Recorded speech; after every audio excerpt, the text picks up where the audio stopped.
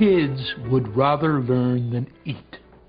Kids would rather learn than play. In fact, kids think learning is play. We propose that all toys were invented by grown-ups to get rid of kids.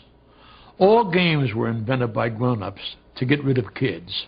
Let's take as an example the questions kids ask.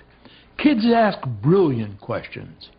And we say, look, kid, why don't you go away and don't bother Daddy because Daddy wants to think about the important problems of the world. Now, we don't really do that. We really say, look, kid, here's a toy. Go play with your toy.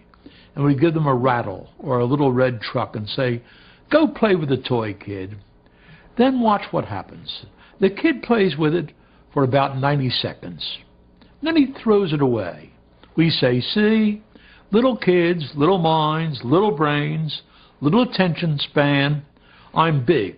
I've got a big body and a big mind and a long attention span. I pray you, do it again and watch what actually happens. There are 5 ways to learn about the world. We can see it, hear it, feel it, taste it, and smell it. And everything that Leonardo learned in his life, or old Tom Edison or old Thomas Jefferson learned, he learned through one of those 5 pathways. The entire back of the brain is made up of those 5 pathways.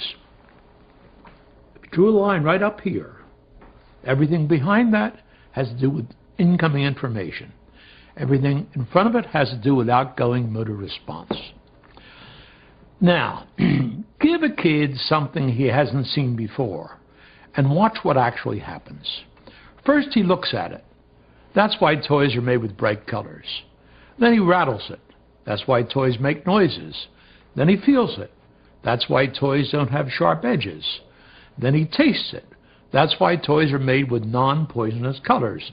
And then, by gosh, he smells it. We haven't figured out how toys ought to smell, so they don't smell at all. That process takes 60 seconds.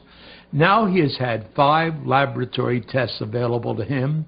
He used the 5 laboratory tests, 1, 2, 3, 4, 5. It's a beautiful thing to see. Now he does one more thing before he throws it away. He tries to break it so he can learn how it's made.